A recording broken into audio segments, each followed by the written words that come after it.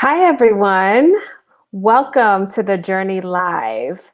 I am your host, Vanessa McDonald, and you may notice that I'm riding solo today without my co-host, Richardson, who is actually working the back office for us today. But nonetheless, even though it's a little bit of a different format, this show, we're still going to have a good time, and we still have lots in store for you. If this is your first time here, I want to tell you about the Journey Live. And first, I want to say thank you for joining us. But the Journey Live is a show that we do on YouTube every second and fourth Wednesday, where we highlight conversations with different business owners who are basically moving in different industries that are on a journey to growing their businesses and making a greater impact in their communities. So here we dive into their stories, we talk about their triumphs, the failures they may have experienced, the things that they overcome. And it's a great opportunity for us to come here to share information with you all, especially if you are also looking to be on a journey to being a business owner. So this is the perfect space for you. And even if you're not in this type of journey of being a business owner, that's totally okay, because you, of course, can learn something from these stories that we're exposing. So thank you for joining us. I hope you can get comfortable as we are going to dive into the story of our guest. So we have a very special guest for you guys today. And I think you guys will be pleasantly surprised to dive into an area that we don't talk a lot about. We talked a lot about businesses that are functioning in America. However, we've never had the opportunity to talk to someone who's doing business and doing some good work in an international location. So today, I would love to welcome our special guest, Gardel Buissereth, who is doing some work in the business of agriculture in Haiti, and he is the president of Tree of Life Corp. So he is going to be joining us. So everyone, if you guys can settle in and get ready for a good conversation with Gardel, we'll have him in just a moment. Hey, Gardel. Hey, Vanessa. Good How to are see you. you? Good to see you too. Thank you so much for joining us on the Journey Live today. Absolutely, absolutely. Good to Cool. be here. Awesome, awesome. Why don't you start by telling the people a little bit about yourself, or a little bit about what you do in Tree of Life? So my name is Gardel Buissereth. I am a local resident in Atlanta, Georgia. I am Haitian. Both my parents, born and raised in Haiti, and migrated to the U.S. Proud Haitian. And Of course. Is there any other way to be Haitian other than no, proud? no. If you're not proud, Right. then there's some There's issues. no other way to be Haitian but to be proud. but I've been blessed and fortunate enough to be a part of a nonprofit organization that's really geared around bringing business and helping farmers within our home town in Haiti and the surrounding areas, and really just been, again, fortunate and blessed to be a part of it. Fortunate to be leading it for the past couple of years, and really doing some great work in the southern region of Haiti. Some people may know of the area. It's not too far from Ukai, not too far from Fuenebla, and it's about 40 minutes from Ukai, in an area called La Baleine. And that's where our operation is really nestled there. And we've really been, like I said, we've been fortunate and blessed enough to be a part of it for several years now. My father started it and kind of just passed on the mantle to myself and my brothers, and just really doing some really great work back home. Nice, nice. It's so awesome to hear that people are still connected to their roots. And it's amazing that, your family is taking this initiative to help out back home, because you easily could have done something here and start a nonprofit here. One question we always love to ask our guests is to share their light bulb moments and that moment when you realize, like, this is something that I need to do. Can you share a little bit about that? I know you mentioned that, it was kind of passed down to you, but did you have a light bulb moment where, you realize, like, this is it, this is the fit? It's funny that you say that, because I had it in my mind to go to law school from Really? like the youngest of age. I wanted to go to law school. That was my dream. I said I was going to be an attorney. Didn't care what it was in, just as long as I was an attorney. So I took the necessary steps, went to college, and had a part-time job, but found out that, for whatever reason, business is my passion. Like anything business related, anything from P&Ls and different stuff like that. Like that's been something that I've always been like a secret interest, if you will. Gotcha. And so through college, just kind of dabbled in sales and business. But it was really, I would say the light bulb moment was the moment that it was back in 2009. And I took a trip to Haiti, and we usually go every year, for even if it's for a couple of weeks. So we go every year just to go back. And it was a light bulb moment when I realized that the education system, especially down there, focused so much on the traditional jobs and traditional careers for Haitians. And when and I noticed that there was like just this resource of land and just agriculture that was there, and the people weren't really like interested in trying to process that, or I guess move forward with that. And so it was just something that just kind of clicked for me, and I was just like, why are we not using our natural resources, which is just the land, our fruits and vegetables, everything is grown organically. And so it's just like, why are we not using this to our advantage, especially for the people in the community when they're so focused on trying to get out and get that traditional career job, when they could really make a career and have something that they can pass down to their kids and provide for their families. Why can't we just help them and motivate them to do that? And it just kind of clicked. And I talked to my dad. My dad's an agriculture major, so he was all for it.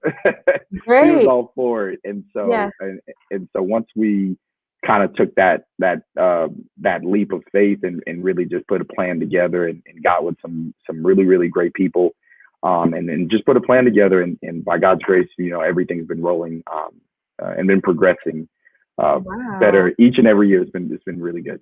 That's great. A lot of people don't know that Haiti has a lot of natural resources that are viable that we can take advantage of. So did you have any challenges in like getting into Haiti? And like, especially, I know you're Haitian, just like I am. And there's like the Haitian American culture and the Haitian culture. Can you tell me a little bit about whether those cultures ever clashed as you were trying to infiltrate the system there? Absolutely. It clashes here all the time, right? Because you have the traditional Haitians who grew up in the Haitian culture who are stuck in their ways. And then you have the Haitian American who is who not only has the Haitian culture, but has the American culture, and trying to get the best of both worlds and put them together is always the hardest. The biggest thing I think was the challenge for myself as a young entrepreneur was really trying to help these adults understand that someone like myself have progressive ideas that are going to be beneficial for them. And really what it was taking the necessary time and just really just taking that chance. And I spent about a month and a half in Haiti. Like I said, I lived there for 5 years, but it was after I graduated high school, while I was in college, and I just took about a month and a half, just went down there by myself, and really just had interactions with the community by myself to help them and show them like, hey, there's benefits here. And I think really what it was it took for someone like myself who lives in the United States, who to them have plenty of resources and plenty of Mm-hmm. ability to make money who went back and was like, yeah, I'm going to go back here and I'm going to actually plant trees, or I'm going to Yeah. go and I'm going to plant, fruit trees, and really like make an effort to encourage these individuals to really take that step that needs to be Mm-hmm. done. And so that's Yeah. really what kind of like lit the flame. And now we have we've integrated the coffee project specifically. We've integrated that within the school system into the schools that we have down there. Right now we have elementary school, middle school, and high school, as well as a church. Great. And we've integrated this program of agriculture as part of the curriculum to help Oh, them and motivate them. wow. So it's been a really, really great thing. That is awesome. That's really awesome. And when you're talking about how you had to, you made the decision to like live in Haiti, essentially what it sounds like you did was understanding your target audience, which I feel like that's something that can be applicable to any business, just taking the time Absolutely. to learn, this is the population that I'm trying to make an impact of, or these are the people that I want to patronize my business. You have to understand that audience, or else, you're not really going to make a breakthrough. So I think Yeah. that's like a really important lesson. Oh yeah, All no right. question. No question. Yeah. Oh, we already have a question from the audience. Actually, SOP Ministry wants to know. Their question is, how did you deal with the corruption in Haiti when it comes to starting and establishing your business? So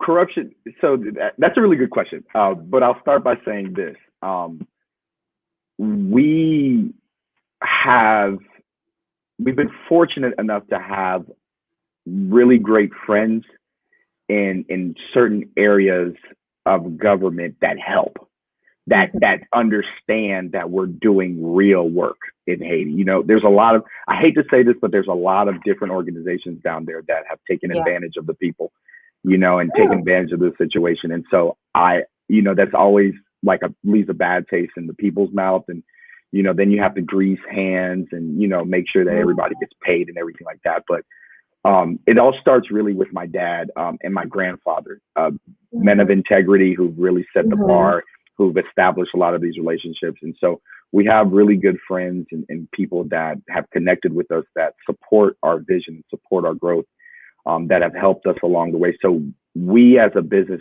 really didn't get, we don't really deal with a lot of corruption per se, because our target audience is not the everyday consumer. We still want to sell to the buyer, to the normal person who drinks coffee each and every day and stuff like that. We still want to help them. We still want to sell to them. That's always the goal. But we're more so targeted to other businesses who actually sell coffee. So a lot of your grocery stores down there, a lot of that. And so really, again, it's making the necessary connections. Very similar to business here. It's not really any different for us. I know there's a lot of other businesses that are not as fortunate, who kind of go through the whole corruption and just not really being able to do normal business because they have to pay somebody off and do this and do that. Which is, it's true that happens. But I guess to answer the question is, we've been fortunate not having to deal with that. I think the biggest thing is just really like customs. Anytime we're bringing in machinery, like new coffee grinders and stuff like that, like that's probably the biggest issue, where we just have to pay for customs, and that's any business. So Gotcha. Yeah. Wow. Okay. That's really, that's a special challenge that you would have, like working in a country like Haiti. And you know what? Corruption is not unique to Haiti. I do want to like remind people of that. It's not. The media loves to portray Haiti as like, the poverty. They love to portray the corruption, but it's nothing new. There are tons of other countries in the world that, experience this. And, it's unfortunate that our country does, but I'm glad to hear that that is a challenge that you were able to overcome, especially with like the connections that your family had. Right. Another question in the chat: what can you say to people who are afraid to invest in Haiti? That is the biggest deterrent for every single, and I feel like it's this what's the word? It's kind of like this myth that's being spread, this myth that is untrue, Okay. that is being spread, that you cannot invest in Haiti. You can invest in Haiti. It's the same way that you can invest in any other country. And I'm glad that you pointed that out. That corruption is Mm-hmm. everywhere. Mm-hmm. You can invest in Haiti. You just have to be really wise as far as, and really get to know the business that you want to invest in, the Sure. business that you really want to support, and you want to see, you believe in the vision, you want to see the growth in the business. That's what it takes in just doing your research. The same way that you wouldn't donate to a business here in the United States because Mm-hmm. you already feel that they are corrupt and they're not really doing the necessary work for the community. Yeah. It's the same thing for Haiti, And so what I say to people who are afraid to invest in Haiti, don't be afraid. Really, truly, don't be afraid. Just do the necessary work that it takes to do your research on whatever business and organization. Get to know the people that actually run the business and organization, Yeah. and really just again, do your due diligence, and that will help you tremendously when making the decision to support and invest. Because there's a lot of businesses that are doing great work in Haiti, really, really great work, and they've been doing it for years. Whether it's Nice. education, whether it's agriculture, whether it's just your standard commerce, it's what they're Mm-hmm. doing really, really, like even the just entertainment, you name it. Yeah. They're all doing really great work down there. So just take the time to do some research and connect with the right people, to get as much information as possible. Gotcha. Gotcha. All right. That's great advice.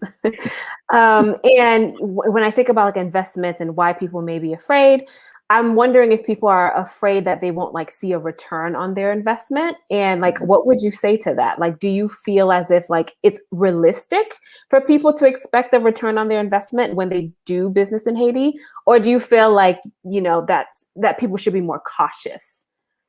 I think you do need to be cautious, but you actually can get a return off of your investment with a business in Haiti. It's a lot of the businesses in Haiti, especially the larger, more known, like your Prestige, Oh yeah, that's your like in every supermarket now. Yeah. Baba Who Mhm. is in every package store now. You have a huge brand, coffee brand, but they don't do just coffee. They do other, but the Label is a well known company that's been operating in Haiti for like decades. Okay. And they've been doing really, really well. If I'm not mistaken, they're privatized. Okay. So these businesses, they've mastered the process. Now you have a lot of startups that are Mhm. happening, whether it's tech. Tech is Oh, that's booming in Haiti awesome. right now. Oh, Tech is really? Oh yes, tech is Okay. booming in Haiti.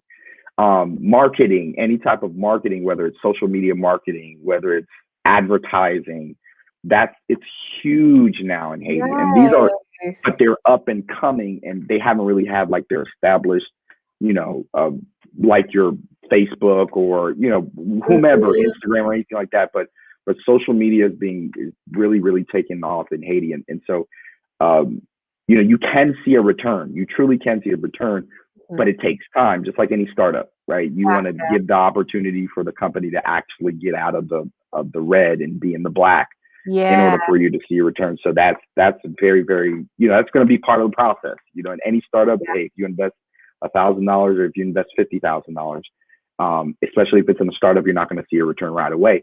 You Mhm. but if you take a look at their business plan, take a look at their just their progression and what they anticipate as far as growth is concerned, Mhm. you'll see a return. You just have to have that conversation and have it in writing. Yeah, yeah. It's great to hear that tech and social media marketing is taking off in Haiti or, doing better because Haiti's like, listen, y'all not gonna leave us behind, okay? No, no. Like we're trying to keep up with the rest of the world. Yeah, and they're doing a really great job. They're a lot of the people who are working down there. There's a really well-known guy who's part of the social media and just the Yeah. media in general. His name is Gardel, and he's doing a really great job Oh down there. yeah. And I and and do there's this follow him. Yeah. yeah, yeah, and there's another guy. name is slipping my mind, but he's really heavy into tech. They had a summit in Haiti. They've had it for a few years now, but Google has been to Haiti. Okay. Yeah, they're really making strides to really help the community, and it's still a wild west down there where everything can be done down there. And so, if you're in tech, any type of coding, stuff like that, you can actually just go down to Haiti and start working. Okay. So I encourage anybody to do that. Y'all that are watching, please take note. Please take note. That's amazing. Okay, one question we love to ask everyone on the show is to tell us what your first year of business looked like. And it may be a little different for you because I know your family was already doing this and you joined. So once you joined the operation, what was your experience like the very first year? It was terrible. It was terrible. It was terrible. Listen, everybody says that. It was terrible. It was the worst. Actually, it was the worst 3 years. It was the worst 3 years. At some point you realize, you ask yourself, man, is this really what you want to do? Is this really what you really want to do? And so it was just bad, Before dive into it. Let us know. Dad, before I got into it, Dad really was focused around galvanizing the people, and so he was really just trying to motivate them to hey, believe in the process, believe in your product, believe in the resource. Mm-hmm. I kind of came in and just helped put a business model to it. And so when I came in and put a business model to it, it was bad. It was rough on two sides. It was rough on two sides because now you have to worry about marketing the product. Now you have to worry about you don't want to be in debt terribly, because you're going to be in debt, but you just don't want to put yourself so far in the red that you just tank. But you also have to put a plan together and how to get out of the red and put yourself in the black, all while trying to motivate the community to buy into hey, we want to sell coffee. We really want to sell coffee. We can help you sell coffee. We just need your help to grow it. We'll pay you. It's all these things. It's basically like you're building a business you are building a business from the ground up. And so the first 3 years was very, very rough because we had to do all those things. And so there was times where we were just like, man, maybe we just need to go ahead and call it quits. Just focus on the school. The school has been doing really, really well. It's just, let's do that. And, it was rough. It was rough. But we're really, what helped us sustain to the point where we were finally able to get out of the red was just scaling stuff back. We scaled a lot of our production. Instead of just trying to just meet every single demand, we scaled back everything and just did it kind of on a smaller scale to be able to go ahead and make sure we're not only just fulfilling orders, but we're not doing it to overbear ourselves when we can't. We want to be able to under promise and over deliver. I know that's always said. So that's something that we really wanted to just kind of do. And so, not to get into the technicalities of things and bore everybody on here, but it was just kind of what we ended up doing, was just scaling back just to make sure that we can become profitable. So. Gotcha. All right. We have questions from the audience. Okay. First, I want to ask the question from Sony. He wants to know, how did you deal with the competition? Because a lot of gamun, and for those of you who are American, gamun is an elder person. Because a lot of the elders make their own coffee. Mm-hmm. Yeah. So that really great point. So for those of you guys who don't know, there's actually 15 known coffee companies that produce Haitian coffee. There's Mocha Cafe. There's of course Café La Baleine.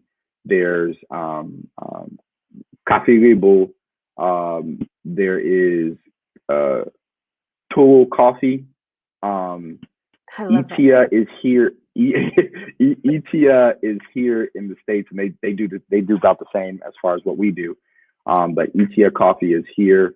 There's a lot of different but so here, to answer that question, here in the States, just like any Haitian product that's being sold, why do you buy it?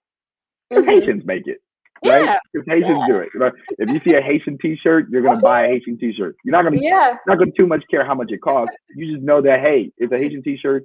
I'm gonna buy it. It's Yeah. the But same that's for thing, us. Yeah. right? That's for us Yeah. here in the States. Yeah. In Haiti, Casa Label is so well known because they've been around for so long that's what a lot they do very very well when it comes to coffee in Haiti. They do very very well, and the new a lot of the new and I understand that the question is geared around like the gamun or Hmm. the elderly or the adults. They surprisingly they are willing to support if they know who's doing it, Hmm. right? So if Okay. they How know that, so? so for example, if for the area that we're in, especially like La Baleine, Fond de Blanc, Okai, Aken. Now I'm listing all these cities that are or towns that are around in Haiti that we kind of do business in. These people have known about La Baleine for a long time, and they've known that this is a farming community, and some of the best coffee comes from these areas because it's a very mountainous area, and so Okay. to grow coffee, the best coffee is always you always want to grow coffee on mountainsides because that's where Ah, they get rain, they get the necessary sunshine, everything. I mean, they that's where some of the best. So if you ever get coffee in uh-huh. Haiti, you always want to get coffee. They're always going to get coffee from the mountainside, whether it's in North Gotcha. Haiti or South Haiti. So something to look So out for in the label. correct. Okay. So so because we've been around for so long, especially with the school and with the church, they've come to know like who's really behind it and who's backing it, if you will, who's doing a lot of the work. And so I when they see. hear like, oh, Pastor Joel is doing it, oh, see, Okay. like, or this person's doing it, this person, let's support, let's I get see. behind them and support. And so because of that, that's really been able to help us a lot. Wow. So we don't really, we dealt with it like probably the first couple years because again, the adults really don't believe in like the whole business model. Like, oh, I'm not doing this. I'm not selling this. I can grow it in my backyard and doing all that. Yeah, yeah. But once they see the goal behind it and what we're trying to Mhm. do, they're just like, you know what? I'll support. I'll buy a bag or I'll do this. I'll do that. Mhm. So we now have the support of the adults. We've always had the support of the younger generation because they understand that, but the adults now have got it, Mhm. and we have more help with the adults now to help grow it, to help package it, to do all these things. So Oh, it's that's really cool. awesome. Yeah. That's a cultural experience because Mhm.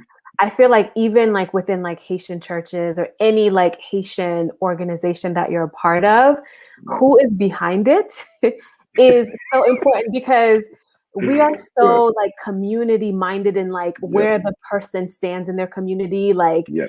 whether they are a good influence in the community or not. That's Yeah. so important in all these Haitian organizations. But it's really interesting to see that that culture still persists when it comes to businesses too. You Yes. know, Yes. just to use a It's little bit of Creole, the oh, connaissez petit so and so, or that's it. It really I don't like it. Let me not say I hate it, but I don't yeah. like it because we as a community miss out on a lot of Mm, gold and a lot of gems that come through the community with really great ideas. But because they don't know your mm, background, they don't know where you're from, they don't mm. know who your ancestors are and all this stuff. Right. They don't trust you, and that's. But it also I love it because it protects us. It's protected a lot of our people and our culture for a long time because Mhm. we keep everything in house, and it's Yeah. because we know this such and such person is going to do us right and going to treat us right, and that Yeah. again that's helped us for business purposes, especially Yeah. when we get things off the feet. So Yeah. Oh, it's so tricky because, like you said, there's a benefit and a protection, but then there's like a hindrance in it too. yes, Oh, yes, so yes. interesting. So interesting. Okay. I know you talked about like, this is your family business, but can you tell us about your support system, like, and what that looks like in this organization? Yeah, Because obviously, you are working for this organization. I'm sure there are times where you need to lean on your support system. yeah. Can you tell us a little bit about what that looks like? Yes, yeah. First and foremost, my faith. I lean on my faith heavily. just trusting in God, and that's really where the basis of it is. I have an extremely amazing, supportive wife that really has been there to help, give great ideas. Being that she is background is in marketing, so she's helped out a lot nice. with that aspect and being creative on that aspect. The support from the community has been huge. I attribute that to my grandfather, my dad's father, and then my dad, because they really had a foundation that was set, and it started because of the church. My grandfather was a pastor, and then my dad became a pastor, and then now my older brother's a pastor. And okay. So that eldest child just kind of passes down. Nice. Yeah. But they really set the groundwork and really helping the people trust what we do, especially once the school started down there, and then once we started getting agricultural programs to help encourage the young people to go to school and everything like that. So I lean heavily on. We have a really, really great support system in Haiti specifically, from a lot of the older generation that grew up with my dad and his peers and family members. And so I lean on them a lot just to get an understanding of how, things are transitioning business wise and just community wise and down there. And so when I get stuck or when I get into a situation where I don't understand something or I'm trying to get something done or, trying to start something down there, I lean on them heavily to put things into place and to really get their understanding of how we should move in Haiti. What's the best way to move? What's the best, who to really kind of trust and who to really kind of be able to entrust certain responsibilities with. And so I lean on them heavily. So I would definitely say, obviously my family, my dad, my brother, and then of course, like I said, the community down there has really, really kind of surrounded us and helped us really build things up. So. Yeah, sounds like a wide net of support that you have. That's awesome. We have another question from the audience from SOP Ministry. Every Haitian man has a business in Haiti. Okay. How did you get the wife to support the dream?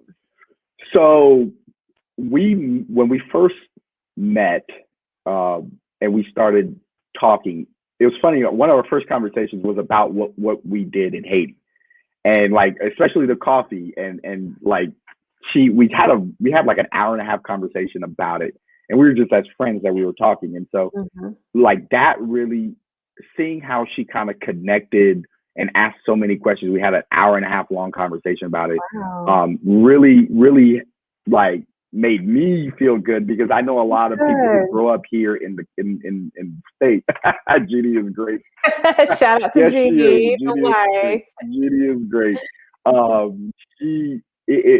Growing up in the United States, I know that, like the first question that we had, I know a lot of stereotypes, not to say stereotypes, but just myths that are out there that Haiti is just this corrupt, unsafe country that you can't really do things in, and that's a false narrative, man. There's bad places everywhere in the world, and you just have to know where to not go, and I say all that to say that after an hour and a half long conversation, to see that she was like, man, I'd really love to help, I'd really love to support, I'd really love to go down there and see. And so when we got married, a couple of years after we got married, we were fortunate to go together with my dad down to where everything is at. And we took tons of pictures. She was actually able to see the coffee farmland that we have. Wow.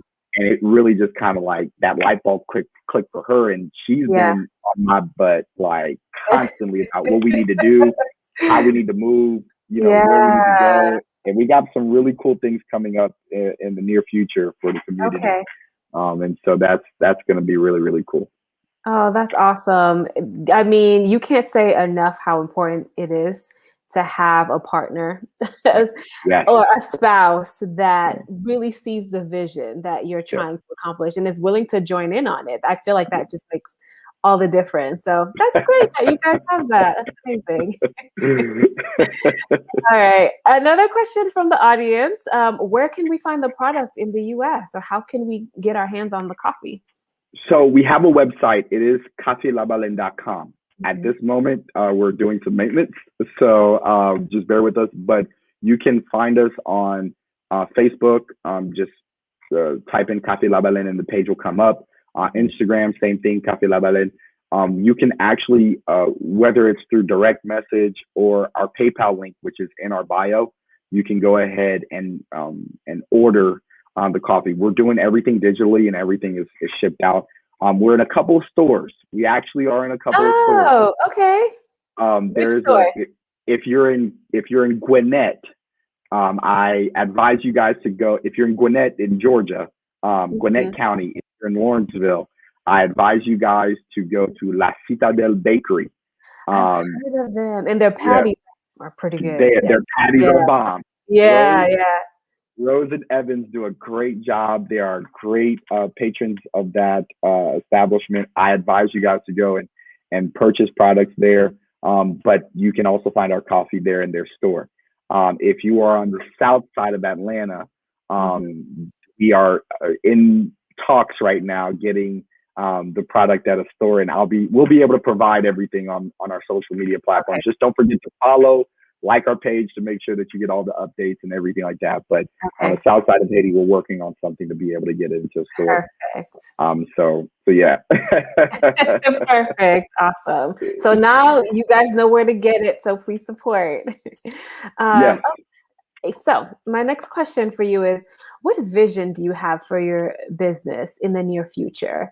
Like what areas do you feel like you can cultivate more?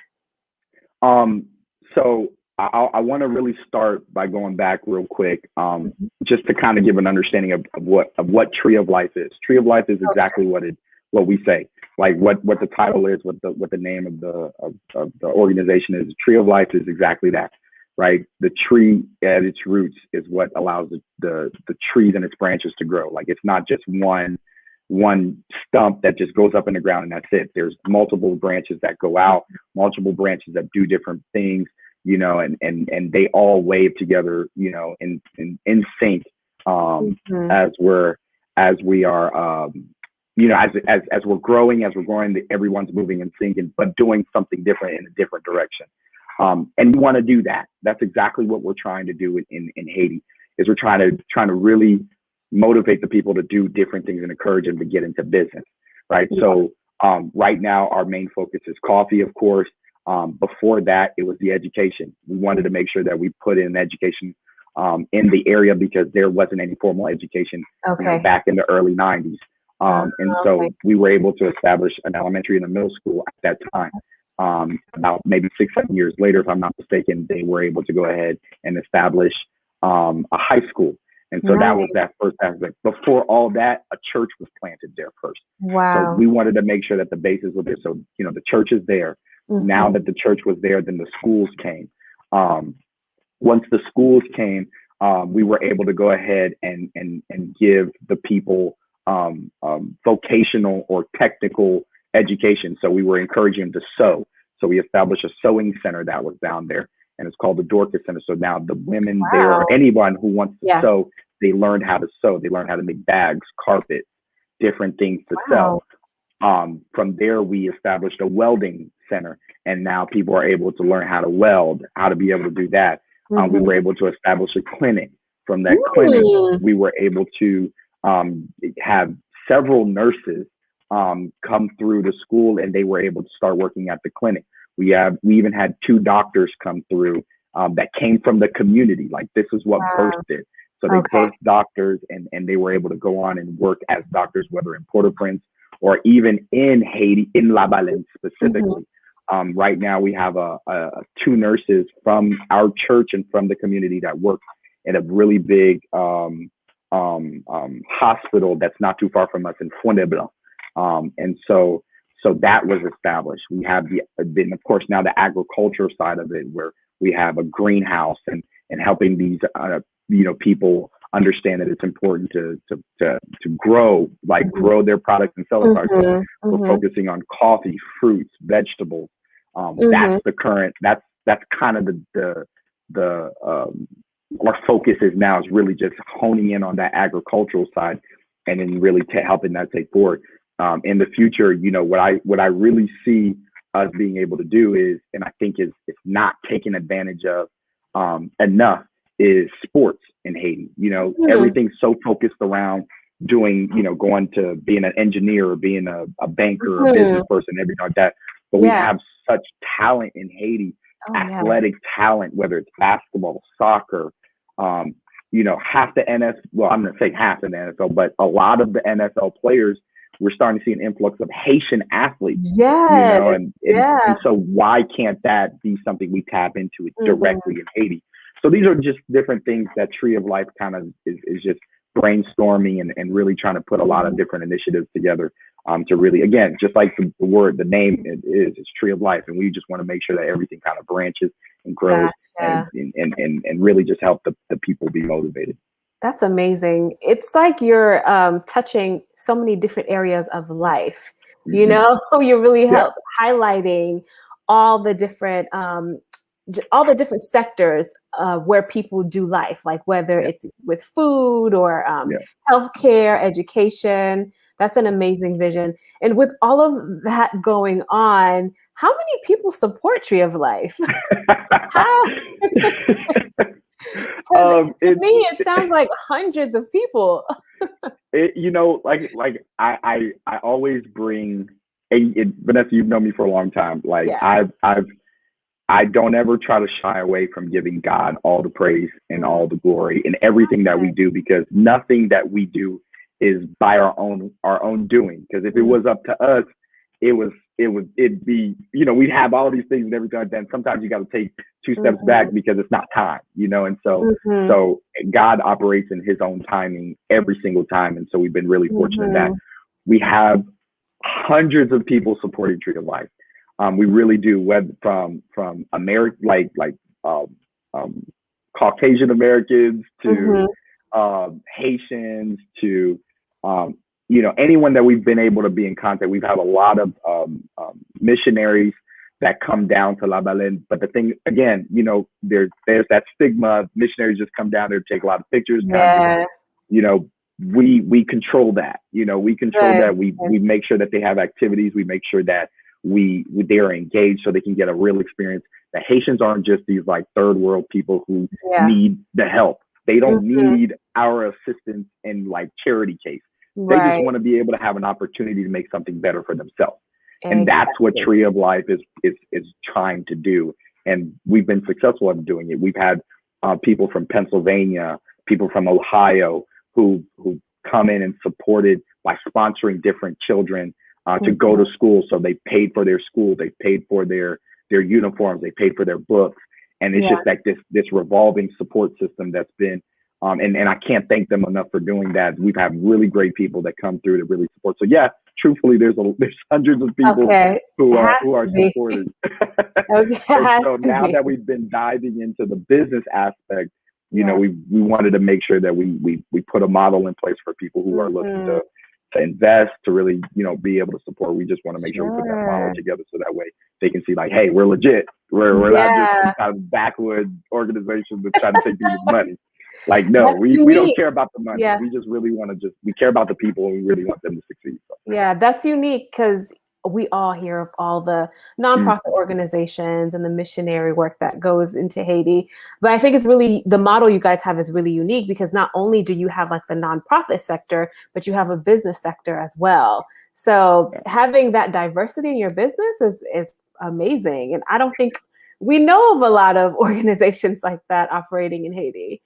So that's awesome. And with all that's going on with Tree of Life, it sounds like, a lot of your attention may need to go there and your time. How do you balance it with your life as a father, as a husband in America, while you have this huge operation in Haiti? Like, how do you, how do you do it? How do you balance it? Delegating. Okay. You have to delegate. You have to trust the people that are there that you've entrusted with the work. You can't just think that you have to be hands-on with everything. If you do, you will burn yourself out. That's what reports are for. That's what check-ins are for. That's what conference calls are for, where you Mhm. get an update on everything. You have to trust the people that you trust, that you decided to trust. You have to trust them. You have to give them a chance. They're Mhm. going to mess up. They're not going to do everything perfect, but that's an Mhm. opportunity for everyone. For that's a learning opportunity for everyone. And so, delegating is huge. We have a team, and I started off by saying, Tree of Life is the organization based Yeah. in the U.S., but it's um, um, I guess Oh, the Haiti part is Mivavi, and okay. that's a group of individuals that are directly responsible for all the growth of what Tree of Life does in Haiti. And so Gotcha. there's a group of individuals that are down there that focusing on that. So they focus Okay. on the the religious aspect. They focus on the business aspect. They focus on the educational aspect, Mhm. and we have periodic follow ups and meetups, and Dad handles a lot of that travel because he loves to go back to Haiti all the time. I just don't have the time to do it, but he goes back to Haiti and he meets Okay. with them and brings back reports. They send us Nice. emails. Like I said, tech is big. They operate off of Yeah. paper is done. And Good. so Good. WhatsApp has done a really great job in letting us Yeah. communicate with them down there. So like I said, it's delegate, delegate, delegate. Got to trust the people that you that you entrusted with the responsibility, and just Yeah. move on to. So yeah, so that's how I get Yeah. a little bit of. Awesome. That's actually a very good tip for you all that are watching that are running a business. It sounds like you can't stress the importance of that enough is to delegate. And I'm curious though, because of course, as you're delegating, and people don't do things perfectly. How do you handle situations where the people you've entrusted fall short of the expectation? It's I take those as coaching opportunities. Mhm. So if they fall short, you know it's going to affect the business, right? It affects the organization, it affects the business. Yeah. Hopefully, it's not a huge mess up where it's like, Yeah. oh, red, like shut down everything. We got to go ahead. Yeah. It's really just having a coaching opportunity. So like, hey, this, if we're doing, for fulfilling orders, and you got to create an invoice. If you don't create an invoice, an order won't get fulfilled, and you got to follow up. You got to follow Mhm. up. If we're late, customer service is key. Apologize. Send an apology email, and it's okay to give something away for free if you fell short. That's you're retaining business. You don't want to lose business. You want to keep a lifer customer, not somebody who just comes in and buys. I know. I saw Yeah, somebody comment that says if okay. yeah. No, I'm not even taking anybody because the thing is it's harder to find a person who can do it than it is training up somebody that believes in the organization, that Mm, will. And all it is, like I said, all it is coaching. I would mhm, rather coach somebody up who believes in what we're doing than trying to mhm, find somebody who's just kind of trying to be there just to fulfill some hours or get paid. And mhm. that's not that's not what we're trying to. So if you mess up, if you do something, it's let's talk about it. Let's have a conversation. Let's get back Okay. on track. The only way that we do revoke you or we fire them is if they don't have, and they fire themselves. They truly fire themselves, man. They have no interest in seeing the organization and companies grow.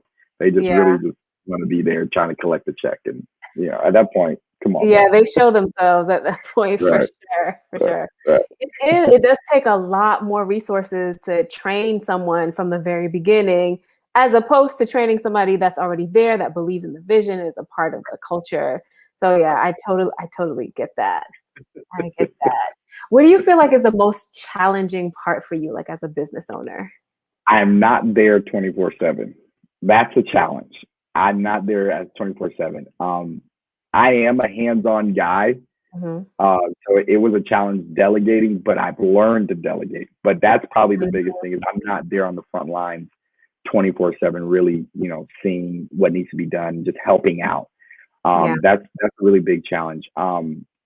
another challenge is and it goes back to that. I mean, that's a business thing, more so, just really trying to, um, okay, so I'm gonna tread lightly on this. Okay. The the the support in the U.S. is good, but could be better. Okay. And I don't know if it's something that, because the Haitian stereotype is Haitian businesses don't really do well, like they try to take advantage from a pricing standpoint, or stuff are just too hot, Mhm. this and that. I would love to see Haitian Americans support Haitian businesses. So getting the support in Yeah. the U.S. has been difficult. It hasn't been Mhm. impossible, but it's just difficult. So it's been a challenge just to be able to, like, get that support in the community. But I really do believe that it's only a matter of time to Yeah. influx, and I think that it's just an opportunity for us to prepare for that. Um, Yeah. Not just just for it, because we have a really really big support in Haiti. Mhm. Like, we get a lot of our orders fulfilled in Haiti. So that's Okay. really really good. It's just, for whatever reason, we're an instantaneous community here in the United States. So, like, we need things now, now, now.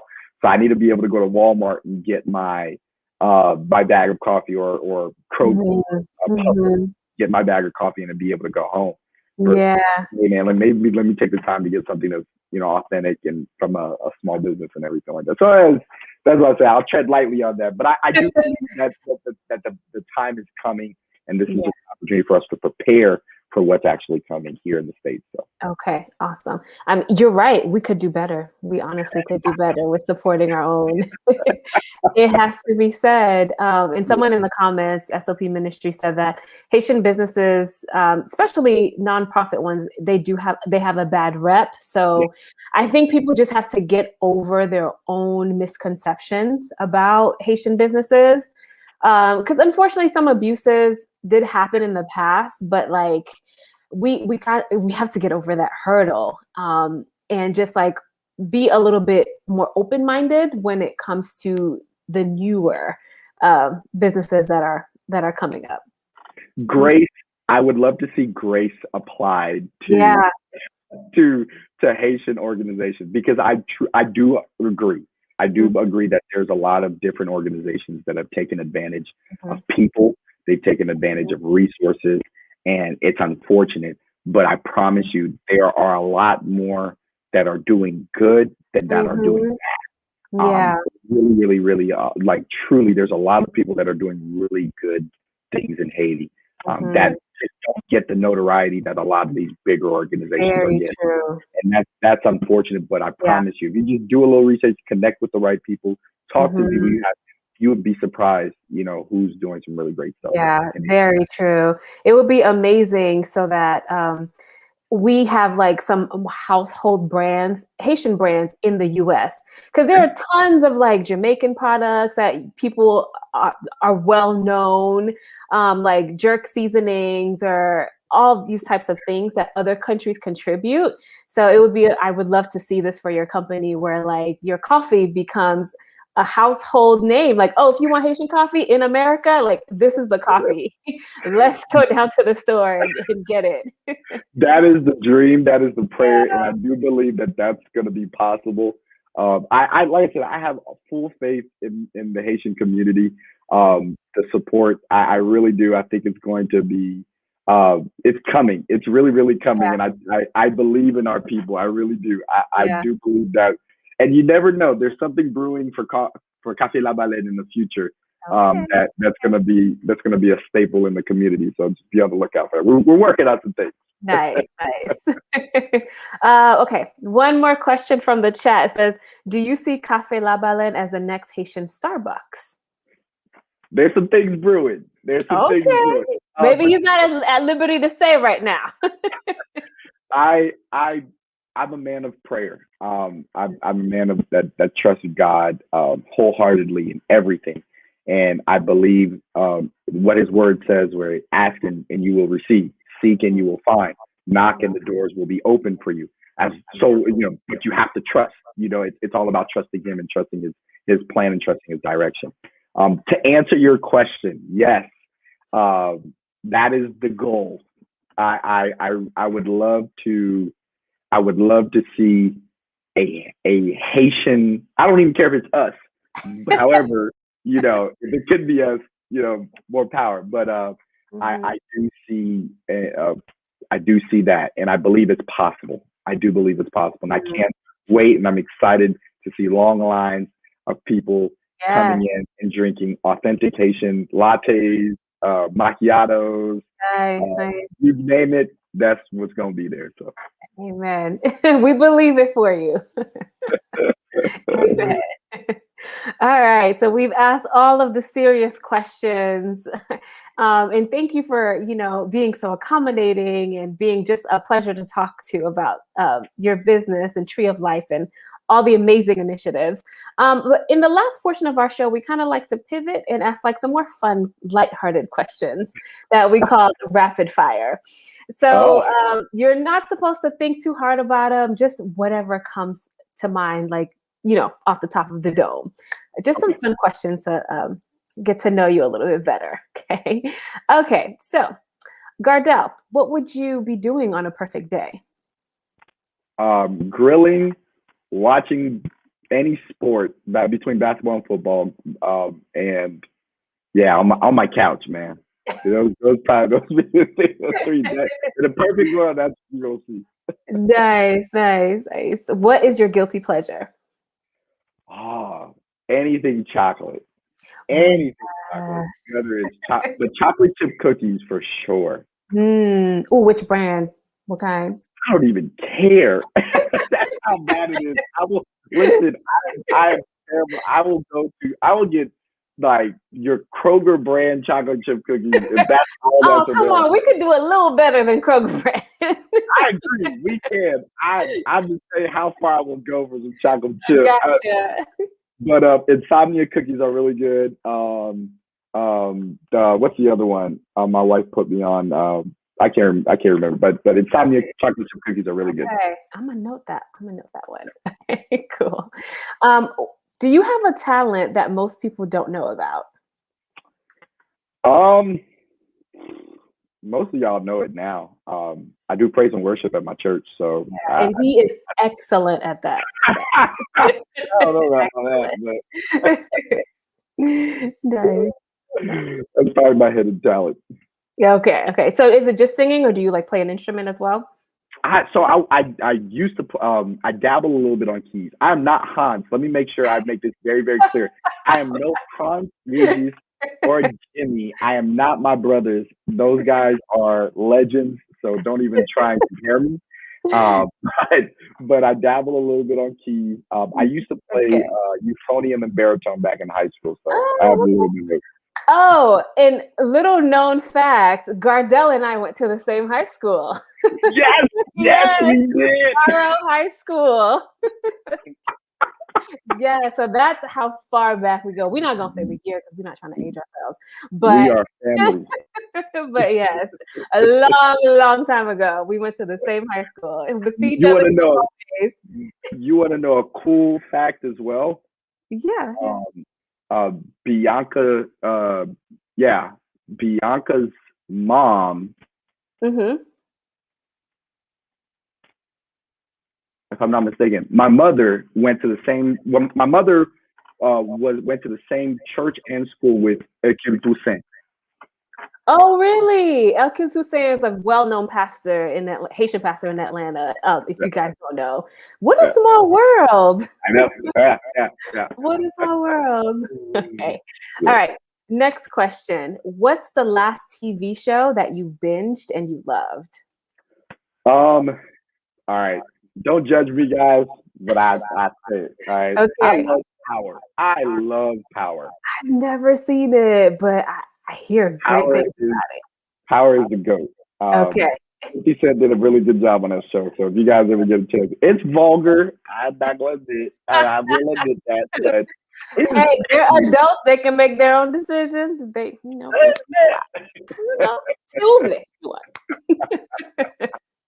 Yeah, yeah. Gotcha. Okay. And lastly, what's a misconception that people often have about you? Um, they don't think I guess because I laugh a lot, they don't think I'm Mhm. really serious. Mhm. But You I'm and your really brother. yes, yes. They don't Yeah, think yeah. we're serious people, but like I don't know. I maybe because we laugh a lot, but Mhm. we're pretty serious guys. Like we really are. We're really Yeah. serious. I mean, obviously, the business that you're running, like, you gotta be serious for uh, that. we are serious individuals, and we really do a lot of really good work. But Mhm. we're serious. We just like to have a good time and laugh. So Okay. I said that was the last question. Actually, no, one more. How many cups of coffee do you drink a day? okay, I drink legit probably. So I'm an iced coffee guy. So Okay. I drink like probably 3 iced coffees a day. Um, Okay. I love iced coffee. So for me, Mm. it's like juice. I'll drink. And if you ever get a chance to have a Cafe La Baleine iced coffee, I promise Uh-huh. you, you'll forget Starbucks, Dunkin' Donuts, everyone. Okay. Okay. Y'all take note. All right. I'm not a coffee drinker, but you're making me wanna like I'll get send you a into it. bag. I got you. Okay. I'll Okay. send you a bag. I got My you. boy Adesma. Yes, yes, yes. Awesome. Well, Gardel, it's been such a pleasure chatting with you. So thanks again for your time. But before you go, can you let the people know one more time where they can find information about Café La Baleine or maybe even Tree of Life? Absolutely. So first and foremost, I just want to say thank you, Vanessa. Thank you, Richardson. You guys are awesome. I love the platform. It's Oh, thank amazing. you. Um, secondly, for those of you guys that follow SOP Ministries, they are doing phenomenal work in the community. I've been fortunate and blessed to be a part of two projects that SOP has come out with. One is God is Faithful, Uh-huh. and two is Accept My Praise. Those are two songs that are out on every streaming Nice. platform that you guys need to go and download, purchase, everything. Accept My Praise is the instant Yes. summer jam. I am standing by Mm-hmm. that. I Mm-hmm. will argue with anyone who wants to argue. Accept My Praise is It's the song of fire. the year, It's and fire. you quote me on there, whatever you want to do. But yeah, I just want to say thank you to you guys. Oh, of Truly course. love your support. You guys have always been there from the jump, and I'm eternally indebted to you guys. Um, our information for Cafe La Baleine is on Facebook, Cafe La Baleine, Instagram, Cafe La Baleine. We love your support. You can see a lot of our pictures on there as far as what we're doing, especially on Facebook. We've connected with a really, really great community. Like the page. Don't just go on there and look, but like the page. Follow Mm. us on Good. Instagram. We want to make sure we connect. We just want to connect with the community. Okay. We really want to just showcase what we're doing in Haiti and just really just helping people get a really good feel of what we're doing with the community down there. And we believe if we can get everyone to support us, there's a saying in Creole that says "Me apil shai palu," and that's basically saying Mhm. that if you have a lot of support or hands, the Mhm. load is lighter. And Yeah. I do believe that. I'm a firm believer in that. I don't believe one person should do one thing. Everyone should come together and do it. And if we come together with that common idea, we'll always Mhm. have our differences, but if we focus Yeah. on what we're trying to do, I think we definitely can come together and really do some really great work. So Tree of Life is all on there as well. Don't forget to follow us, like I said, and whatever information that you need, DM us, shoot us a message, and we'd be more than happy to go ahead and answer your question. Perfect. Perfect. So all of the information will be in the description box. And of course, you can rewatch this segment and re-access the information for Gardel and his amazing business anytime. So as he said, we got to come together and support. So I am expecting all of us to come together and support Cafe La Baleine. Once again, thank you so much, and thank you to all of you all who tuned in. I hope that this conversation was engaging, that you gained some valuable information, and if anything, learn that having impact in Haiti, even as a Haitian American or as an American, is something that's completely doable. And I hope that we were able to dispel some of the myths about working on the ground in Haiti. So best of luck to you, Gardel. And thank you all for tuning into the Journey Live. Again, we're here every second and fourth Wednesday. And the next show will be, actually, if you could put the date on on the screen for me, Richardson. So it should be April the 7th, I believe. Yes, April the 7th. That will be the next show. All right. So thanks again. And everyone have a great evening. Like and subscribe. Good night. Good night.